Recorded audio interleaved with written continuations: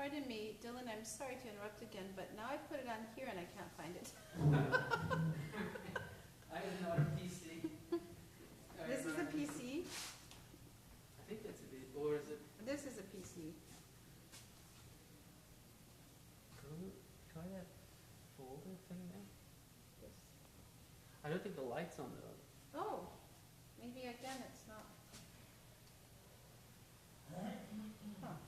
Oh no, okay, that wasn't. Oh, no, that's not Minecraft. Minecraft, so we can play that. My nieces play it. Huh. Still have a red light on. That's, I think that's it. There we Here it go. is. Okay. It just doesn't want to show us. Okay, I've wait, just- don't leave me. if you Don't guys leave me yet. Don't leave me. Alright. Where is it? I feel like my job is just It's to in tell you. that, it's in the folder. Go to the bottom and click the folder. This? Yeah. Oh, this- that's what Dylan said. Yeah, But and we- then, We found Minecraft. oh, I'm not sure why Minecraft is sitting there in that folder, but it should be in that folder, this folder. Wait, is this? Oh, that was the wrong Is this folder. yours, CJ? Is this yours? See? In that Okay, folder. let's open it and see. So then it should be then down here, and there it is. Okay, And now what's it called? IRAS 2022? that's right. There's no shame in playing Warcraft. Just- Minecraft, that's my son's game. Yeah, no, you know what I got into playing is something that's called, I don't How do remember what I it's make called. it? How do I? Okay, so you want me to make it big? Yeah. Slideshow at the beginning, and then, okay, so then you're just gonna click this. You can use my mouse and just go click, click, click, click, click. This is forward, right here. Right here is forward, right here is back. And you can see your notes here. I didn't make any notes because I. Yeah, you did, right there. Oh, I guess I did on one slide. But nobody sees those. I know that. Okay. Some. And then some of us- here's your microphone, and it's on, but I don't think it sounds like it. I need to get, can I ask you a favor? There's water right here. Oh, there's water. I thought there was, but I didn't see it. Okay, thank you. Yeah. I see you once and then we got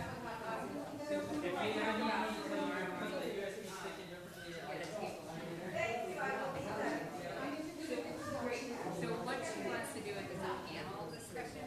So she wants like a long table, you know what I like, kind of like a dining kind of tables where it's longer, so she can put 3 people and then 1 person on the end.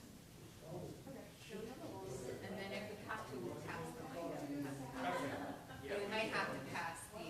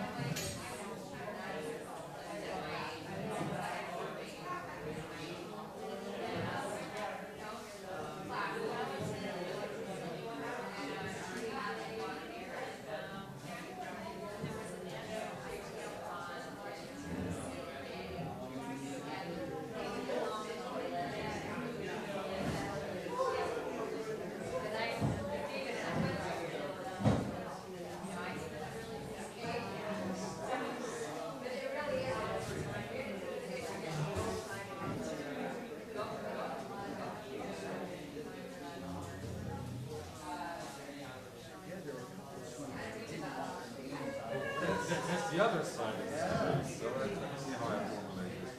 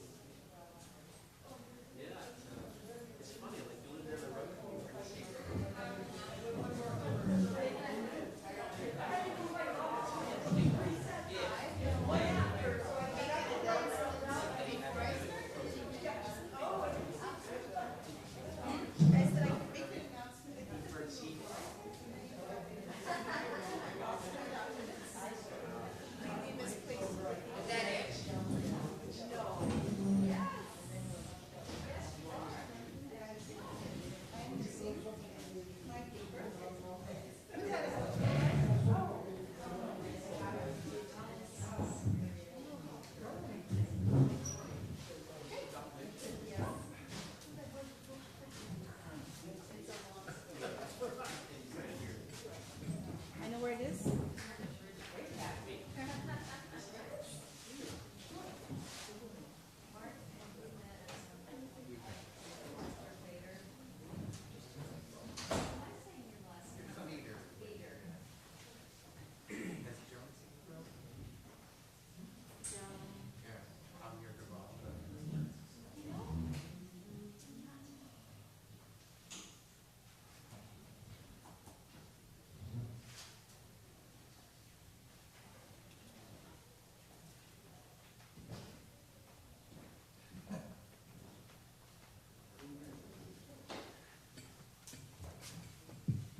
Good evening.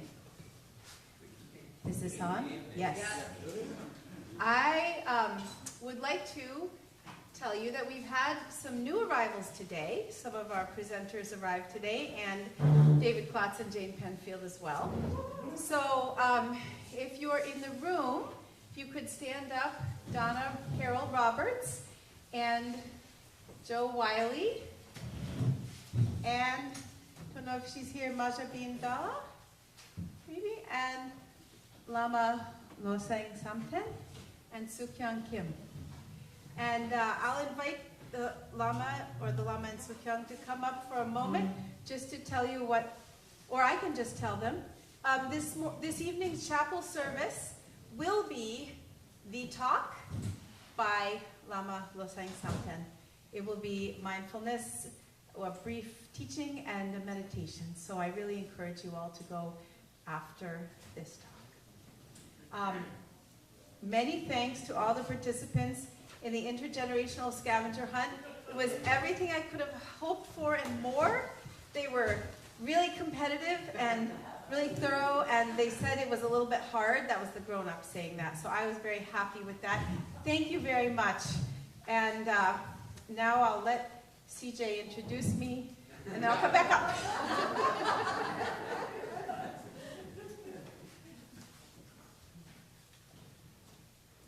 That's what happens when you're co-chairs, right? All right, so first I want to just let you know what a wonderful job Jennifer has at bringing the conference together, and working with her and getting us going and together, and it's it sometimes was stressful, but sometimes we managed to get everything together, and we're really grateful that you're all here to join us.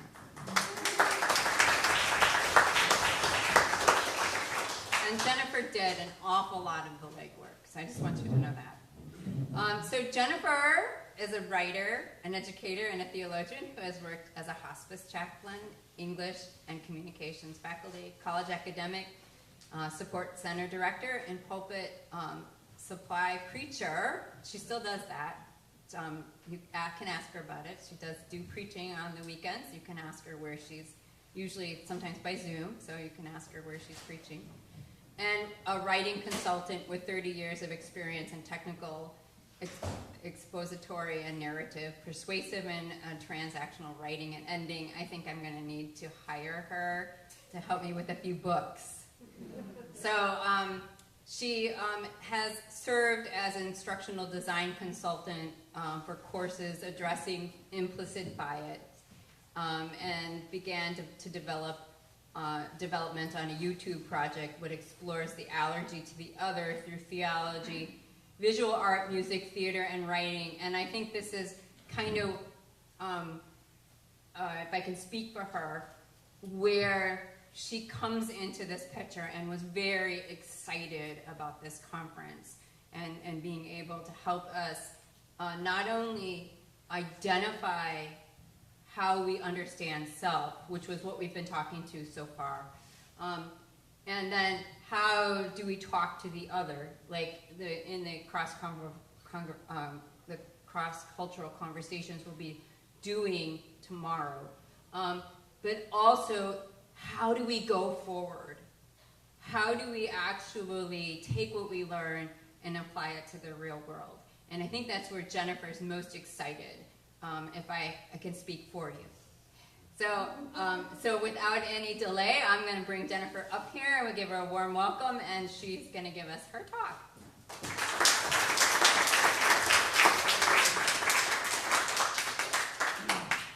Jennifer is also skillful at misplacing things and misplaced the paper version of her talk, but luckily just put all kinds of things into the PowerPoint, and apologizes for the lack of beautiful charts and graphs as other presenters have had.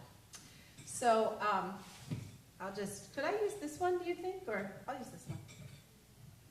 So I'm talking tonight, and those of you who know me will not be surprised to hear that I'm speaking about something that has to do with children. However, I want to note that environmental education is a field that applies equally to adults, including into elderhood. And I'll be speaking today on a kaleidoscope of places, which is a new construct developed by Annalise Mueller-Worcester and myself in a chapter in Handbook on Childhood Nature, Springer Handbook on Childhood Nature, about environmental education in the Anthropocene. So I have to credit Annalise, and there's her. Oh, you can't really see it. So I'll be talking about our identity with the world, how the ways we conceive of nature and our relationship to nature influence our actions upon the environment, environmental education. Place theories, very tightly linked to identity, and our proposal that we now inhabit a kaleidoscope of place. The skill sets of kaleidoscope of place, and then an invitation to consider, in the words of Alfred North Whitehead, God's consequent nature as metaphor for and reality of the Anthropocene age. I'm hoping that you all will do part of that. So just to give us a little background, most of you may be familiar with this, but the Holocene age, is the name given to the last 11,700 years of the Earth's history, the time since the end of the last major glacial epoch or ice age. Since then, there have been small-scale climate shifts, notably the Little Ice Age, but in general, the Holocene has been a relatively warm period in between ice ages. The Holocene has witnessed all of humanity's recorded history and the rise and fall of all its civilizations.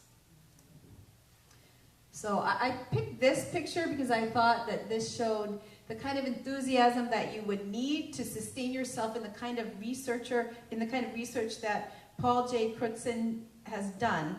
He's an atmospheric chemist who won the 1995 Nobel Prize in Chemistry for his research on ozone-depleting chemicals. He popularized the term Anthropocene to describe a proposed new epoch in the Quaternary period when human actions have a drastic effect on the Earth. The Anthropocene is a geological time marked by human impact, primarily the result of social interactions such as reproduction, colonization, consumerism, and oppression, which have caused ecological instability, prodigious extinctions, and mass displacement. Welcome to the Anthropocene. So this is a photo from the New York Times. They have a feature called What's Going On in This Picture that's geared to educators.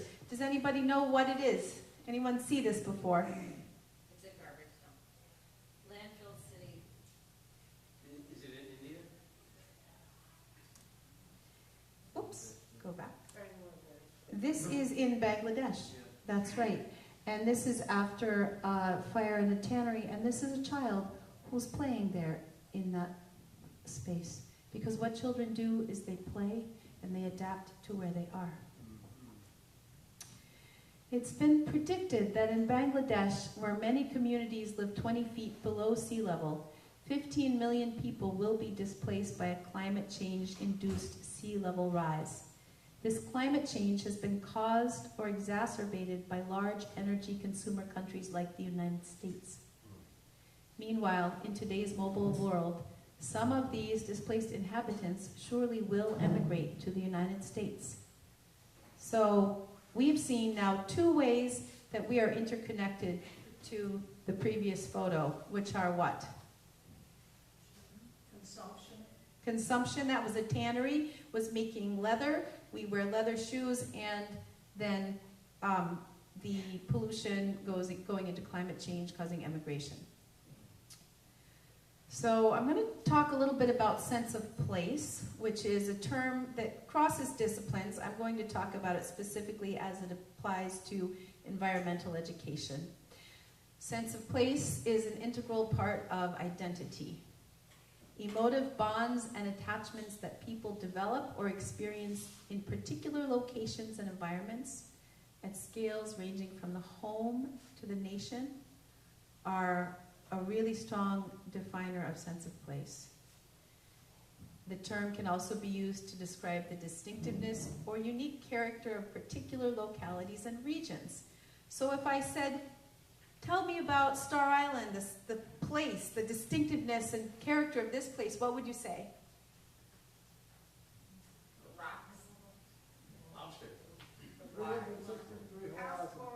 Rocks, lobster, horizon everywhere, water, rustic, 10 feet up, 10 miles offshore. 10 miles up. No cell signal. You might also say peaceful, inspiring, stimulating, community, home, tradition. There are a lot of things that go along with it. Sense of place can refer to positive bonds of comfort, safety, and well-being engendered by place, home, and dwelling. It can also relate to negative feelings of fear, dysphoria, and placelessness. So I just want to see a show of hands. Who has ever felt homesick for an earlier home place? Okay, so we've all experienced that part of sense of place, as well as, I'm sure, the connected part. When it was first introduced, this concept drew attention to the often subjective nature of human environmental experience, as well as to the perceptual and cognitive dimensions of those experiences. Sense of place remains a bridge among a number of subdisciplines. It's in psychology as well. But as I said, I'll be talking about environmental education. So, environmental education models. What do we teach our children about their identity in larger contexts than the I? Place theory in the 1970s and beyond focused on dwelling in and connecting with local communities. So here we have, the industry of the city and the quaint little houses, the doctor, some other professions, different kinds of people, lovely nature. And current models take into account not just the local, but also global connections and global responsibilities. So most of us, when we were growing up, would have experienced the child as steward of nature model. That probably sounds familiar. Not only you can prevent forest fires, which is true. You have to not drop matches in the forest and put out your fires and all the things Smokey the Bear tells you to do. But also, you were probably given the message that if hopefully, that it's your duty to care for the earth. It might emphasize educating students about the human responsibility to develop technological solutions that mitigate climate change repercussion. That's a more current form, including the literal sea change the human population must face. So this is the steward of nature. We're all going to make technology and we're going to solve this problem. So what happens there is there's us, and we do something, and we have the agency to solve the problem, which, let's think about that. So updating the child as steward identity came child as nature, broadening the definitions of childhood, nature, and environmental education. Child as steward identity moves into child as nature, which is how the holistic character of all places includes a continual transmutation. It illuminates that there is a contracting and expanding motion between the spot where we stand and the entire planet.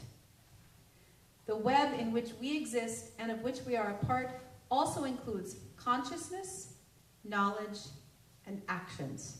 So our consciousness, knowledge, and actions are part of our sense of place and part of our child as nature definition. Also, children by their own natures play. Froebel said play is the work of children. No matter where children are, even at that tannery that burned, they adapt to their conditions and play.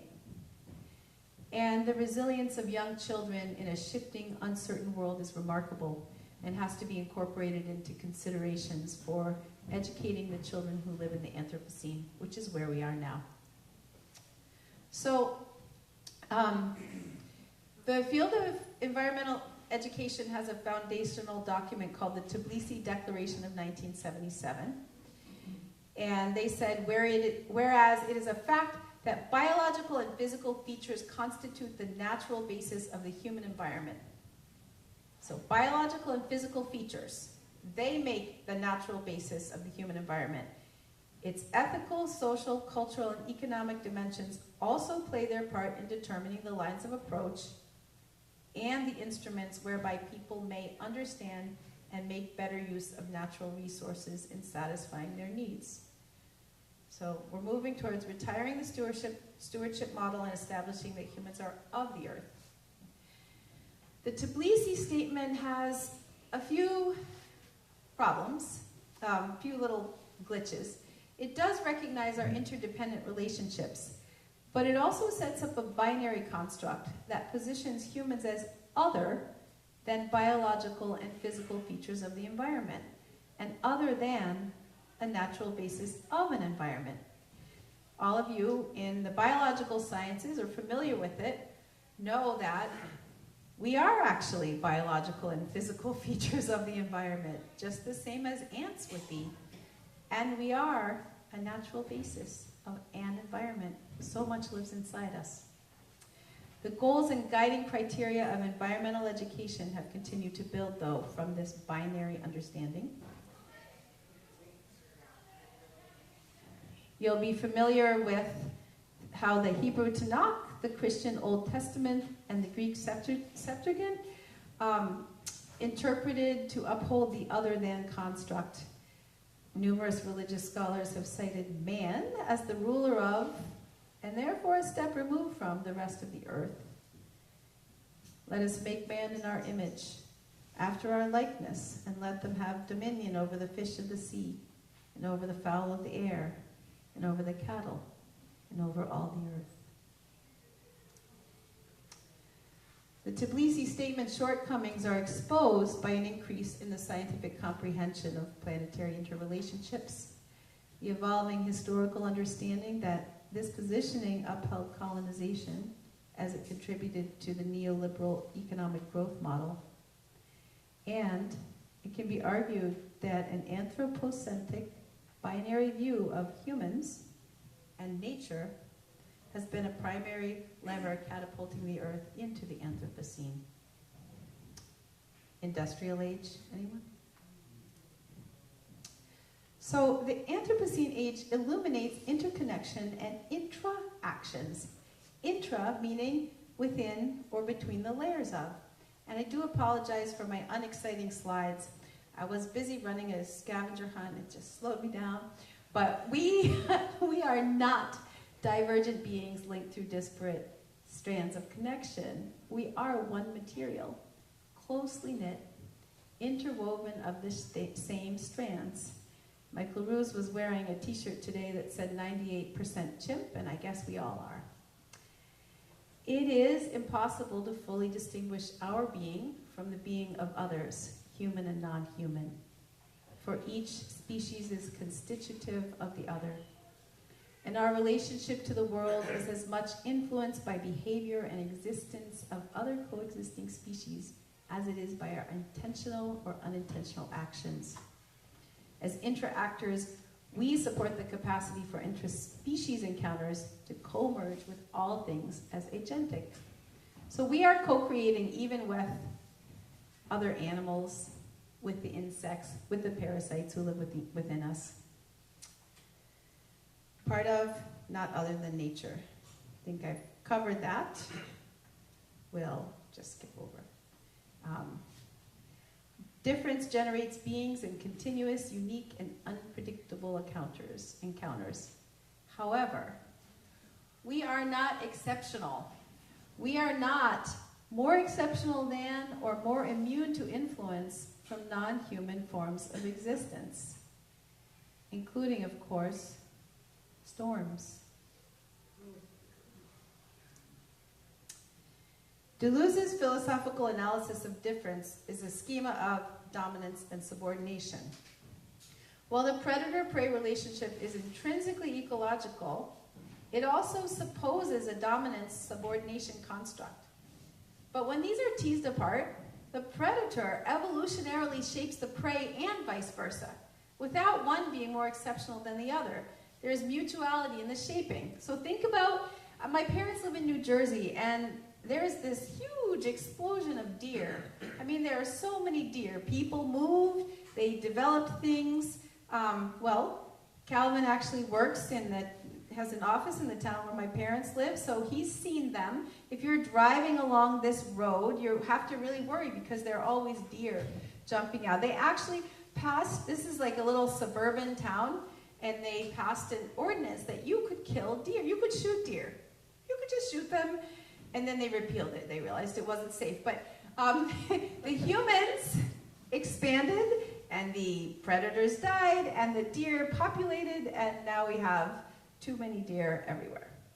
That's a mild example.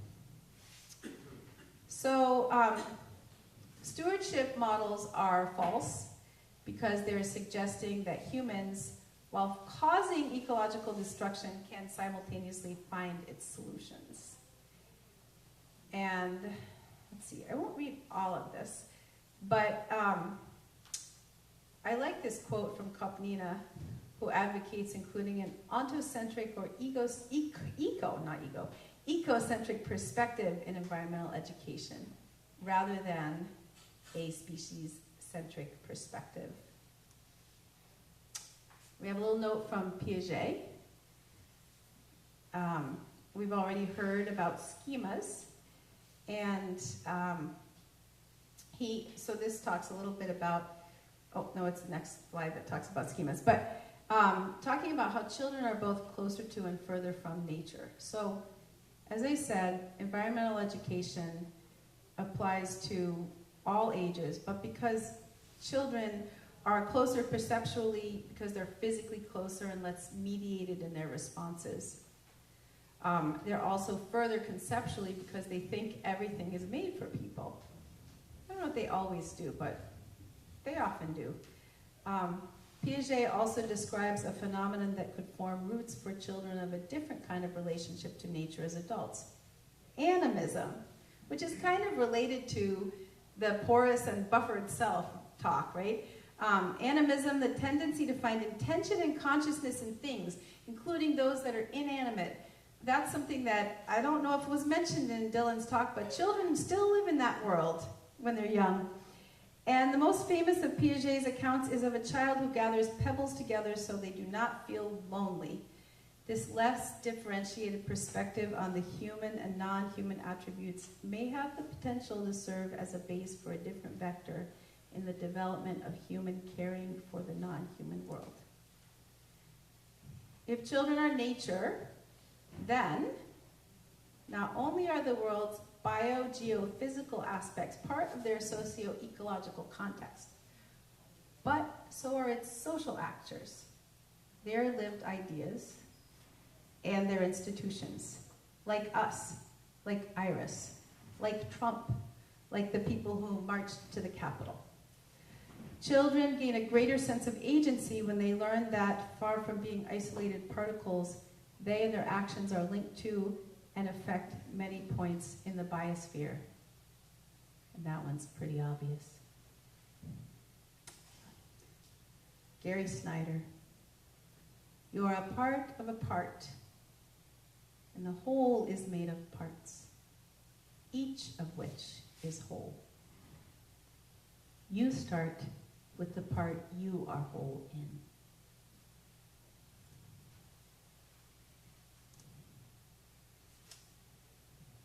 So, to advance to a discussion of kaleidoscope of places, I just want to give you a little background in place theory. Place is both objective and subjective. It includes geography. That's the most objective characteristic. Locale, and that's sort of in between. It's how a place is bound by descriptors, distances, and boundaries. So it's rooted in geography, but it can also fluctuate according to our point of view. And then, sense of place, which is a wildly subjective construct. So I'm going to pause here and ask you to turn to your neighbor. This will take about a couple minutes, just 2 or 3. And just look at the middle one, locale, and think about a place. Think about locale, how a place is bound by these descriptors, distances, and boundaries, and how you viewed it at one point from one point of view, and then you viewed it a different way another time. Maybe a place that had a positive connotation gained a negative one, or vice versa. Maybe you grew up there, you left, you came home. So just take a couple minutes. I'll give you 2 or 3 minutes and just talk to someone next to you and just see if you can come up with something. And I apologize to those who are coming in virtually, but you can make notes for yourself and put them in the chat.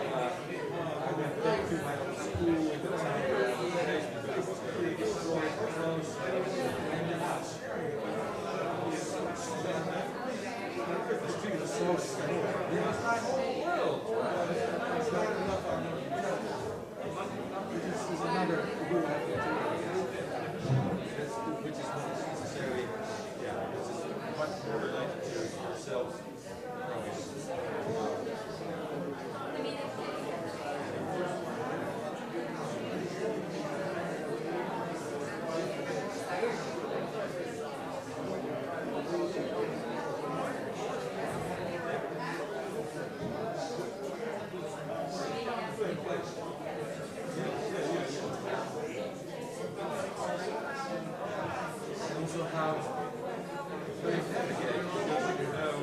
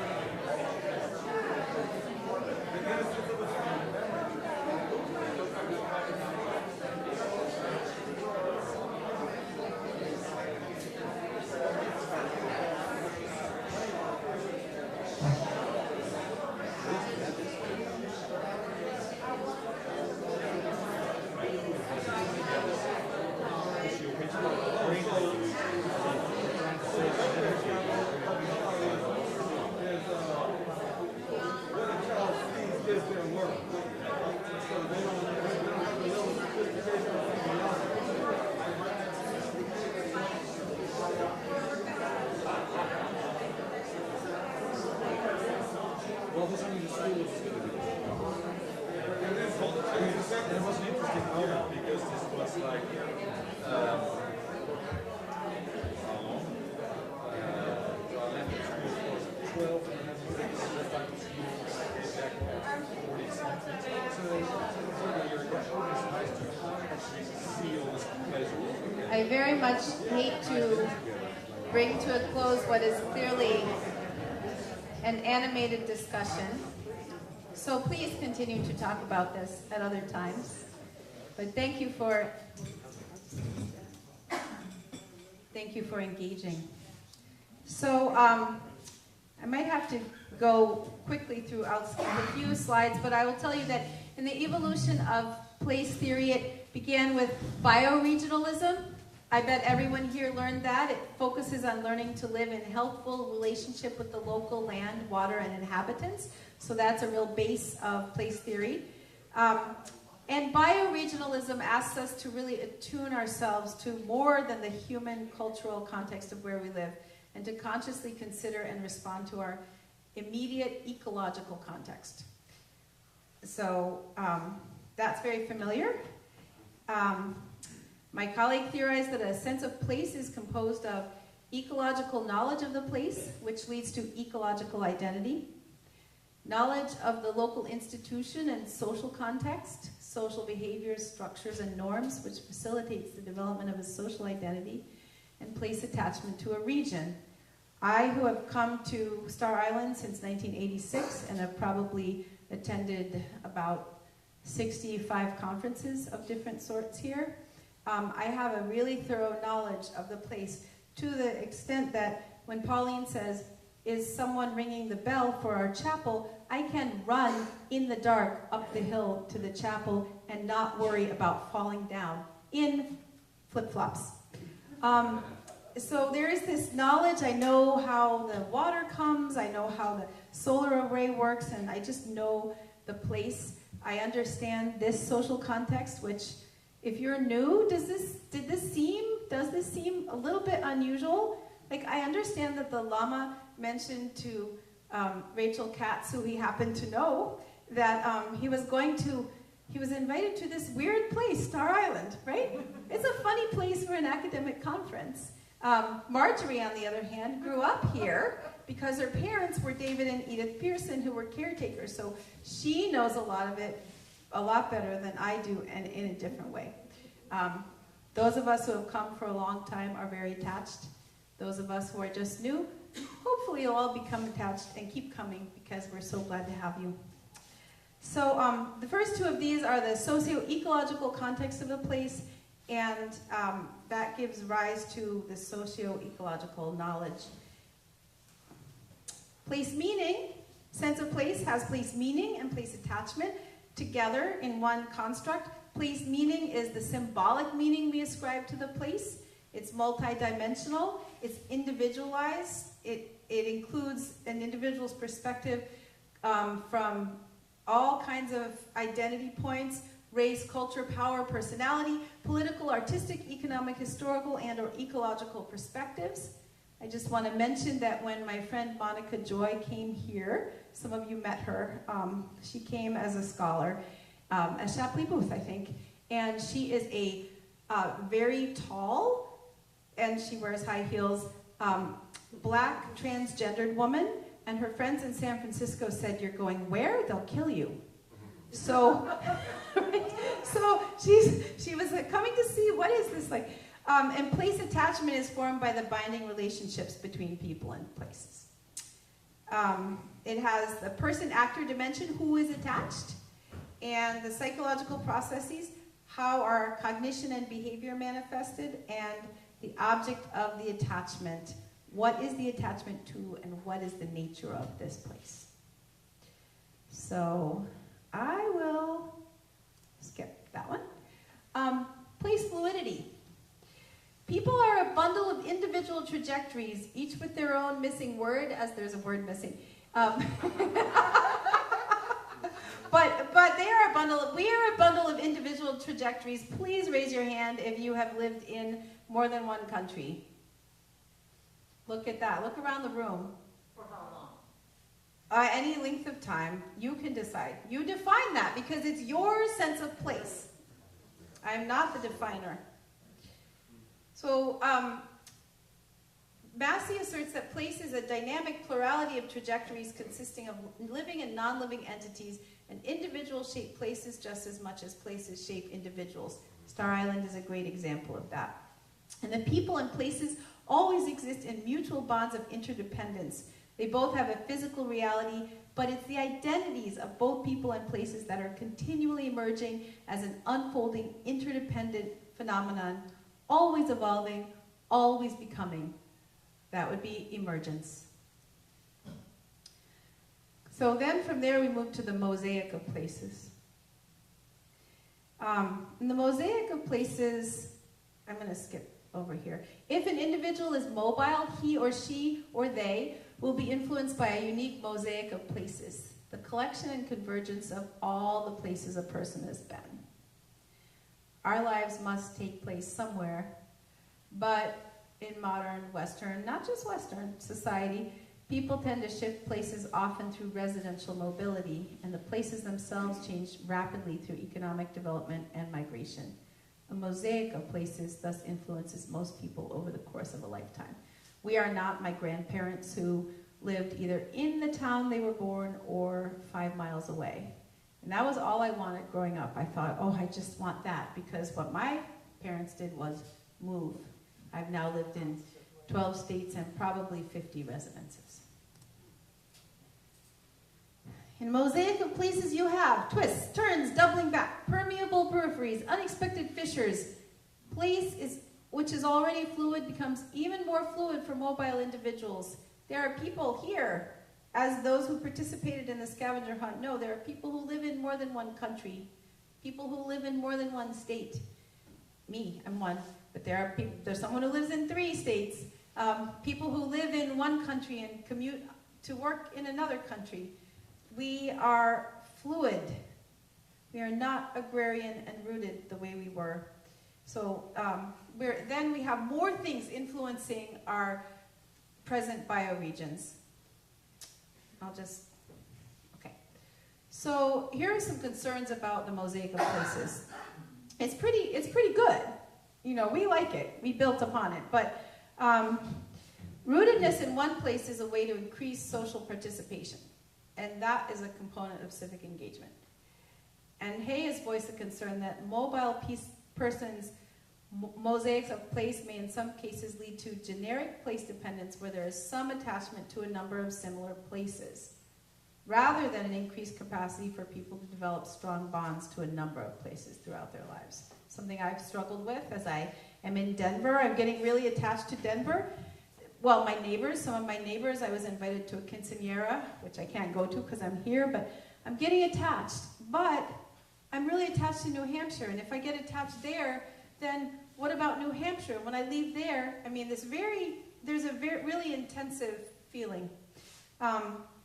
Ralph said that we need to avoid placelessness, the casual eradication of distinctive places, and the making of standardized landscapes that results from an insensitivity to the significance of place, when we're always passing through and always a tourist.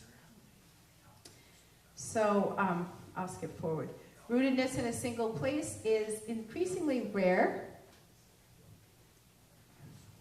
And no whisperings allowed because I can't focus. The call for strategies to develop place bonds in the increasingly globally mobile Anthropocene are critical. So how do we do that? Just a note, there are sort of genetic types of places that we go to a new place, oh, like when I went to California, oh, this is really alien to me. Unless I tell myself, this is like Tepoztlan, Mexico, the weather is the same, and I can feel comfortable in Berkeley. Yes, I can, because I liked it in this other place. One of the people at the school said, well, why can't you just like Berkeley? I don't know, I don't like it. But if I think it's like that place in Mexico I love, I can like it. True. So understanding that once we identify the places in our mosaic, we can begin to comprehend how they might influence our relationships to subsequent places, can better equip us to develop social and ecological bonds to new places that we temporarily or permanently will call home. How do you gain the greatest benefit from multiple senses of place? The more places that our pasts contain, the more our mosaics of places can offer narratives about how to survive and thrive, modes of engagement, and the process of becoming rooted. Because we're going to draw tools from different constituencies, different ethnic groups, different religious populations, different government processes. So if we're teaching and we attend to students' mosaics of places, we can increase the students' abilities to remain culturally responsive, build stronger relationships with students, facilitate diverse learning communities, and increase social participation within and extending outward from the community. But the mosaic of places doesn't tell the whole story in the Anthropocene because it implies a mosaic, which is a collection of discrete pieces that are arranged in a fixed relation to one another. And that is not consistent with the realities of our Anthropocene world. So we need a new metaphor to illustrate the manner in which place expands and contracts in perpetually fluid motion for every person, allowing every individual's sense of place to include not only the mosaic of places we've physically inhabited, but the unseen places to which we're linked by the creation, transport, and transfer of items consumed. And we need to use a fluid place dynamic to reframe earlier place-based pedagogies for this fluid age. So Annalise and I propose expanding place theory to incorporate a notion of ongoing expansion and contraction. You can dwell in a fixed geographic place and be formed of elements from all the places you impact and by which you are impacted. So just take a minute and think of a place that you haven't dwelled in, maybe you've never been to, but somehow it has impacted you or you have impacted it. You don't have to talk, but just think for me.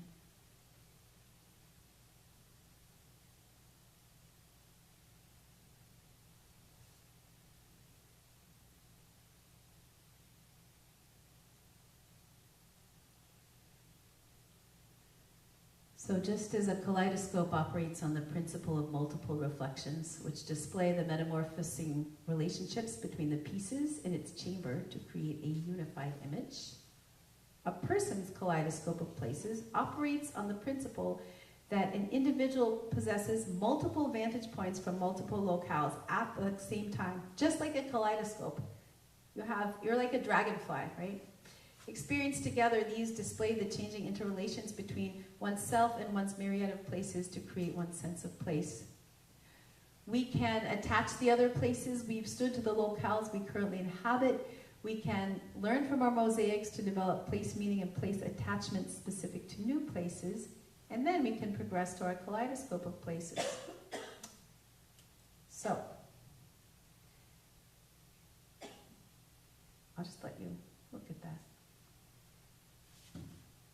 Many places quite literally have been and will continue to be fragmented, reconfigured, and refragmented by world events, hurricanes, market crashes, resource wars, and international trade, and our relationships to them, so that fewer and fewer individuals can claim to experience place from one single vantage point. We acknowledge that with kaleidoscope of places, our ties to other places are so inextricable, even when we can't perceive the connections, they're there, and they shape us. I'll go here.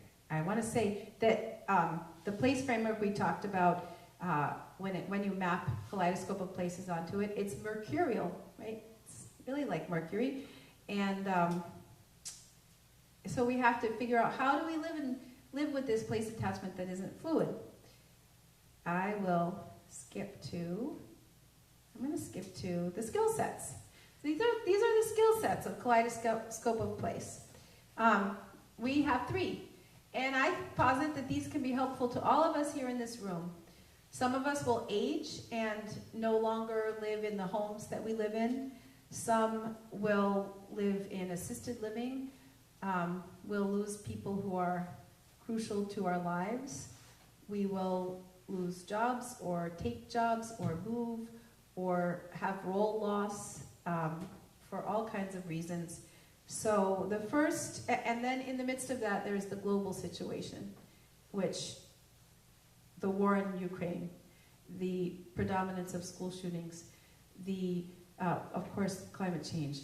So we have to be adaptable. So this is one of the skills we want to teach our children, adaptability. When we are mutually shaping places and places are mutually shaping us, we must adapt to fluidity and change. In the place where we currently stand, live, and breathe, and also that's adaptability, we have to have adaptability where we are. We also have to have adaptability when we relocate to a new place.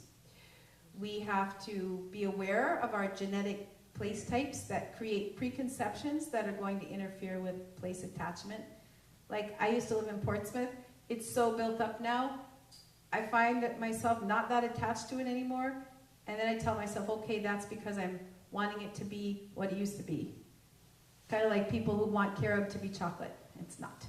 So, so adaptability, we need the ability to adapt to those unseen places that we affect daily and vice versa through consumption. And we need the ability to adapt to changes that newcomers introduce to the place we reside in, as well as the ability to help newcomers adapt. Very, very important.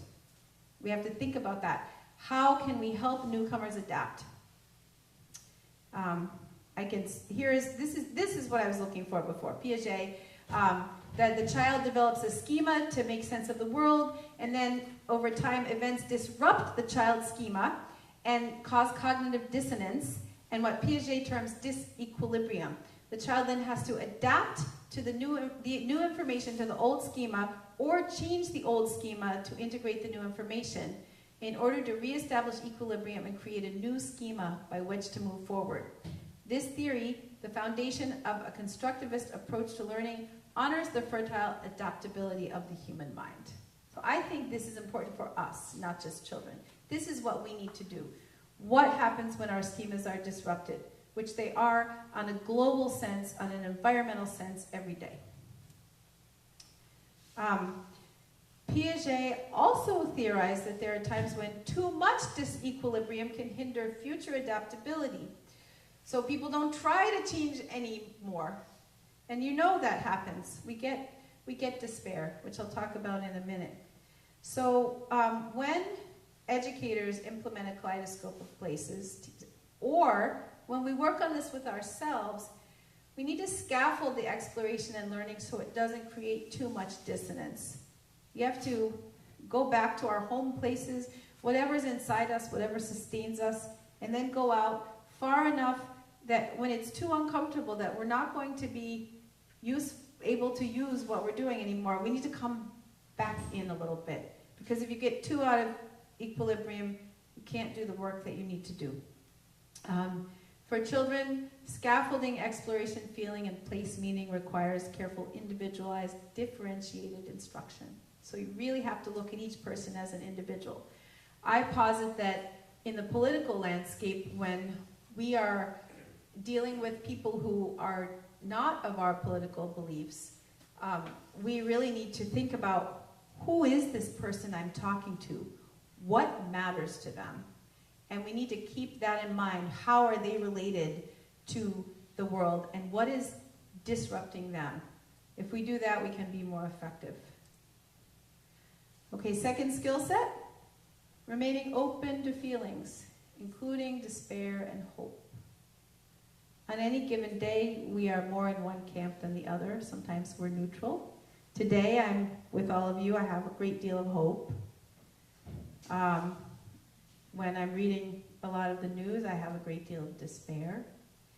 And feeling, examining, and sharing our emotional responses is an essential skill set for developing a sense of kaleidoscope of places and future visioning. We have to sharpen our ability to feel in response to experience. We need to access compassion, despair, and hope that are precipitated within us by the conditions of our planetary nexus. We need to be able to feel with others. And I will get that. Our feelings serve as signposts. The more fine-tuned they are, and the more genuinely we feel them, the more we gain the understanding required to use our power in the world responsibly. We don't want to inhibit, we want to inhabit our full range of emotional responses. And just to note that feeling despair really honors our connection to the painful conditions around us. And that challenges the idea that we're powerless to create change. Why?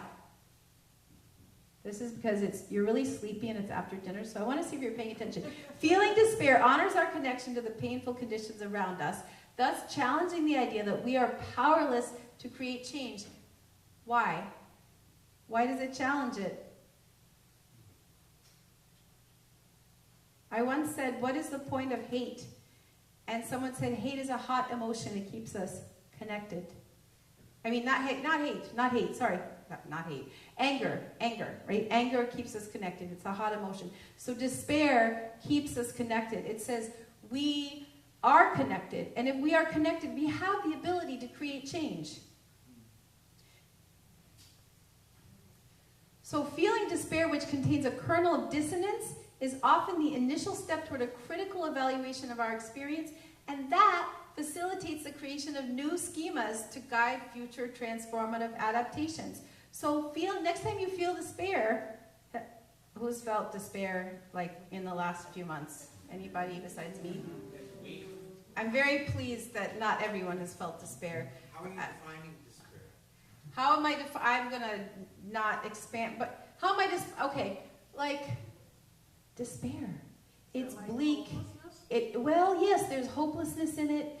There's a bleak feeling. It's not like depression where it goes on and on, but it's like a plunge into a kind of, I don't know, you can feel it, right? It's like a physical feeling here for me, but it's almost like getting the wind knocked out of you. You could be getting the wind knocked out of you. That's right. That's another metaphor for it. So when I feel despair, I think, oh no, there is no hope. Nothing will ever change. But then, that old trope, or not trope, but that old beautiful saying that just takes one candle to keep out the darkness. Yeah. Somebody brings a spark, and I have a lit candle, and then I come out of despair. But the despair is very informative, it is very useful, and we don't like it. I don't like it. I don't think I know anybody who likes despair, unless it may be some young poet who likes the springboard into their art. I am a poet, just saying. So despair can spur a range of agentic responses, such as interrogating systemic values that help to create the conditions and probing the ways our places are linked to the system. I'll skip. I'm going to not go too far over. So as we enter a new epoch or boundary event, the likelihood that we will be forced to relinquish what once was is very high. Such letting go is often going to be emotionally, cognitively, and physically uncomfortable. So what can we do? Suffer, stagnate, or engage in transformative learning. Or, do something that the Lama or the Swami will teach us about. But really, engaging in transformative learning of these options that I've outlined is the most adaptive. And that involves conscious, deep, and sustained processes of engaging with our despair and grief over what we are losing, moving toward acceptance while searching for radically new meaning and values, and equipping ourselves for individual and collective action.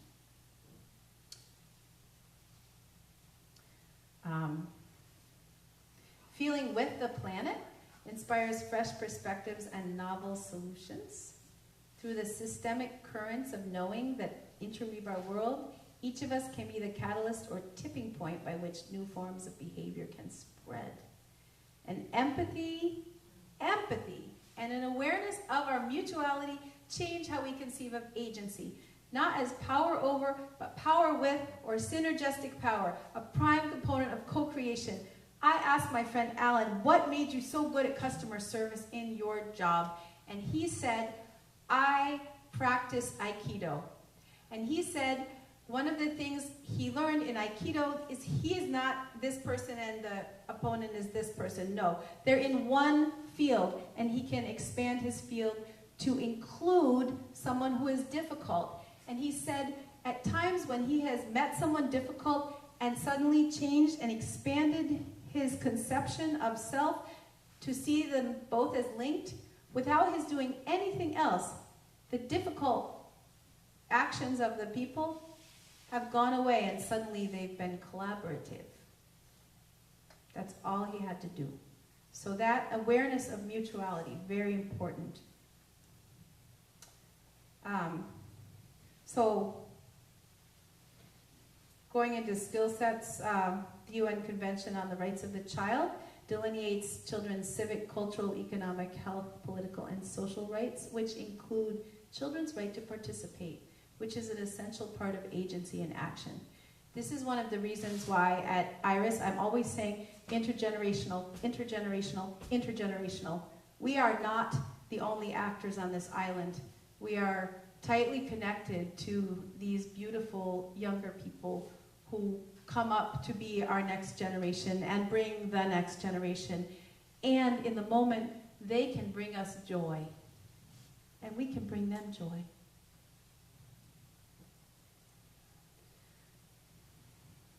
So kaleidoscope of place pedagogy acknowledges the critical importance of the local, but it equally esteems conscious global participation, since children's consumption, waste, pollution, and mobility affect both local and global spheres. How can educators help increase children's local and global agency? Well, culturally responsive teaching is very, very helpful. It relates the learner's cultural context to specific content. Very important in this world where everybody's moving everywhere from everywhere. The critical pedagogy of Kaleidoscope of Places aims to empower children to make changes necessary for the survival of their socio-ecological contexts. So when children come to your country or your town from somewhere else, you want them to have also still a way to connect their old socio-ecological context to this new place. We need forums and contexts that cultivate children's participatio. That would be participation. Barrett, Hacking, Cutter, McKenzie, and Barrett, these are the people who put this, actually, who also put this textbook together. They examine the potential for undertaking environmental education research with children serving as active researchers rather than as objects of research. Green's study of children as active researchers and Malone's examination of children's agency through nature-child encounters suggests that making space for lived experience and opportunities to explore the socio-ecological context of their own kaleidoscopes of places fosters children's agency and social participation in these contexts, and that can lead to inventive solutions that promote survival. All the children on this island are probably going to be around longer than most of us will be. So they need to be able to come up with some solutions. We're doing our best, but so let's see. Being an active place explorer is not simply about how much children know or how long they've lived in a place. It's about their attitude and intentions to engage in a place. Children's sense of place is neither a passive response to the environment they're positioned in, nor a mere product of long-term residency. Rather, they are actively and purposefully exploring their, in this case, urban environment and nurturing their sense of place. They critically read into their place, and they create layered significance and meanings of a place with critical awareness and assessment. We did this too, but we maybe didn't have some of the educational tools that are here today. So we need to be transdisciplinary. If we're going to explore freely, we can't just say like, okay, environmental education's over here, and religion's over here, and science is over here, and oh, wait a minute. That's why we're here at IRAS. Okay, next slide. And since we are at IRAS, and this is my last thing for the moment, the Stanford Encyclopedia of Philosophy says, in God, the physical and mental poles are called the consequent nature and the primordial nature, respectively. And as with the physical and mental poles of actual entities, so the two natures are distinguishable but inseparable aspects of deity. That is to say, neither can exist apart from the other, and each requires the other. So, who in the room is a process theologian or loves process theology? Edmund, CJ, Maynard, Connie. All right, here's what I want to do. I want to turn it over to you and everyone else. And I want you to just look at, hey, how does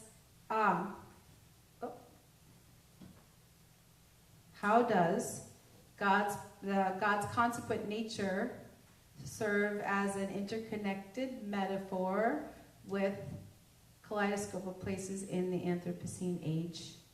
And that is something that, instead of me saying, ask me questions, I'm asking you questions. So, do you have any thoughts on that?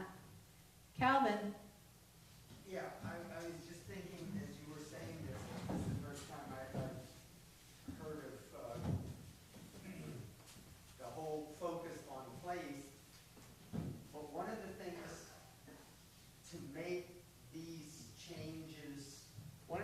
make these changes, more just part of an accepted life, as I think our children are going to go to many, many places during their lives, I think would be a common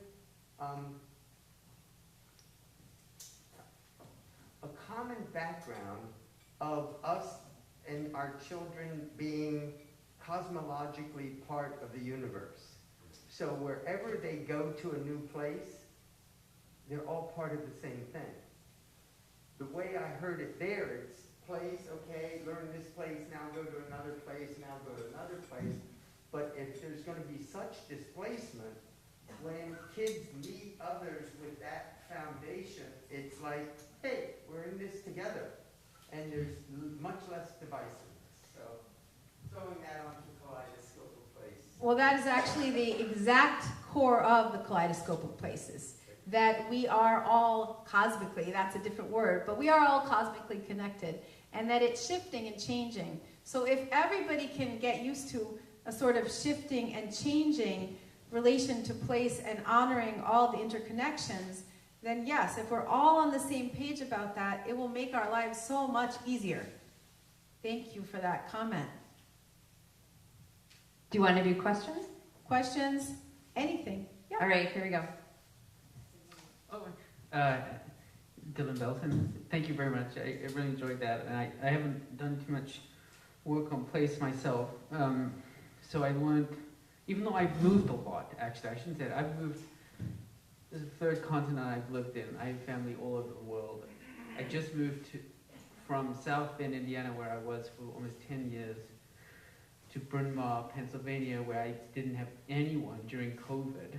And you've really made me think about what that was like moving to a new place totally alone during a pandemic. And anyway, so you give me a lot to think about that. Okay, I have 2 questions, or 2 points, and to bring up my talk a bit with the enchanted, disenchanted, porous, buffered stuff. Maybe I missed it, but you never mentioned sacredness of space. And I'm wondering if I could get you to think about that a bit, because can we still have sacred spaces, and what would that even mean for us? So that's the first thing.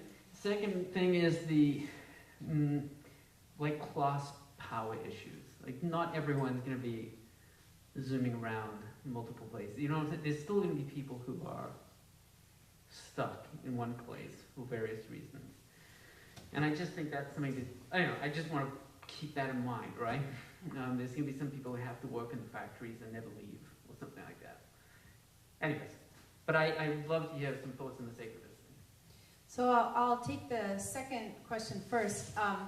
So that's where we have the displacement by climate change and wars of refugees. So I'm not talking just about maybe the people in this room who've lived in different places. There are also people who have to move in order to have a job, and even if it's a very basic job, or there are people who have to move to get away from abusive domestic situations. So there are people moving. If we teach the children the core skills of adaptability and feeling, if we teach them the different skills, then they'll be able to contend with it more. So I would in no way posit that everybody is just jaunting around because they can and they want to, right?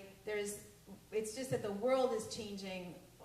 There's so much displacement, and there's predicted to be a lot more with the rise of the sea change. Going to the question of sacred space, that would be part of a sense of place, and it will differ for different people. So my sense of sacred space is going to be differentiated from your sense of sacred space. If you're asking about like a communal sacred space like a church, I think that the people will relate to the church in different ways. If they were injured in relation to a religion, if they love religion, if they just honor old institutions, if they are practitioners. So I wouldn't say that there is a particular sacred space that you could say is universally sacred, but I would say that the construction of sacredness is part of developing a sense of place. You will think like, what makes me feel loved and what feels sacred to me. To me, this island is very much a sacred space where mystical and life-changing things occur. That won't be true for everyone here, but it is true for many who come back. We got questions over here. First of all, great Neil talk. Lips is here. Thank you. Tell us your name. Oh, Neil Wallman.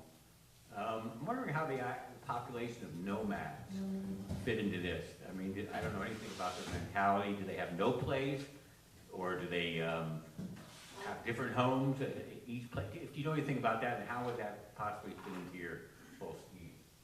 So when I was in college, I studied Native American literature, and a book that I really liked was The Way to Rainy Mountain by N. Scott Momaday.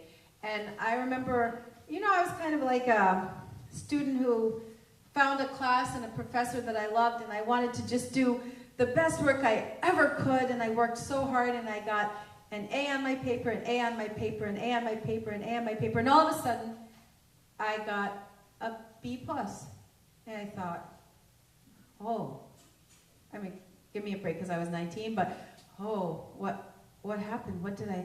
And I went to talk to the professor, and she said, well, your paper didn't take into account the fact that the landscape in N. Scott Momaday's book is a character. The landscape, the land is alive.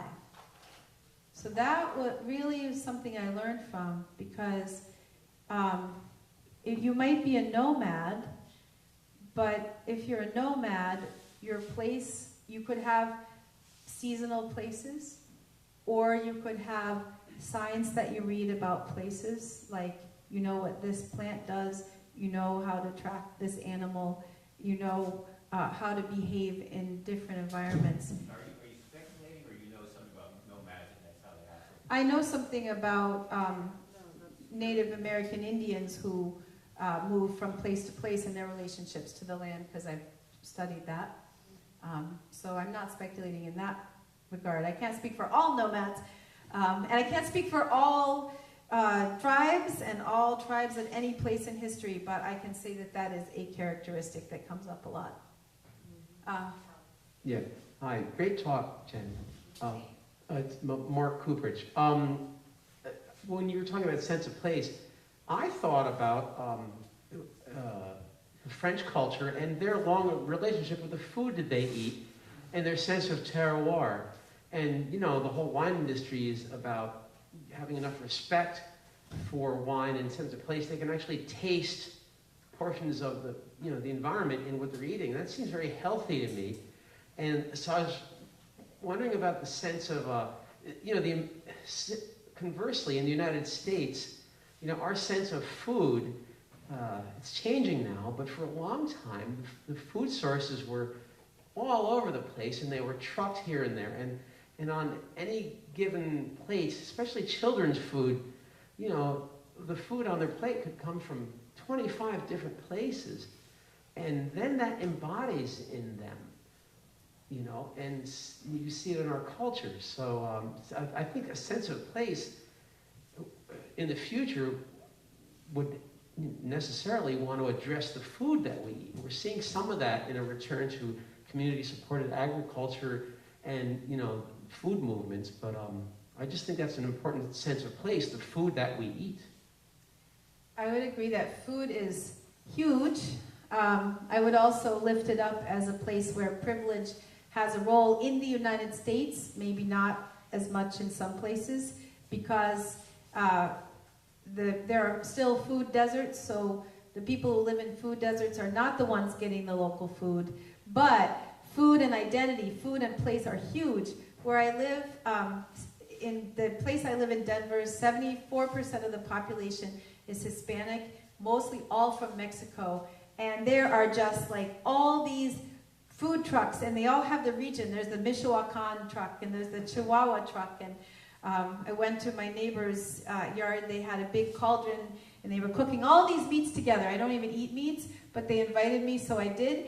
And just out of hospitality, and there was like, I don't even know, bologna and beef and hot dogs and, but it was the Chihuahua style, right? So I wanted to honor their Chihuahua heritage, where they came from, because that's one way they're keeping their sense of place alive. Hi, Edmund Robinson. I put this together with the presentation last night from Sally about Buddhism, and she was talking about the principle that the root of suffering comes from craving and clinging, and you're talking about attachment in a positive sense. It's a good thing to have an attachment to a particular place, but we've also heard attachment's a bad thing. Trying to put those together, what I haven't heard from you is the four-letter word home. You relate to some particular, I think all of us do, relate to some particular place that we've lived as home. But it's very vexed because you have home, particularly the American cultural tradition is you have home and you leave home. I mean, you begin to grow up when you leave home, and you're looking at it from a Darwinian point of view as well. You have to learn to adapt to a change, and from a process point of view, nothing ever stays the same. You never step into the same river twice. So you've got all that fluidity, and how do you expect to be happy when you're constantly not where you think you should be?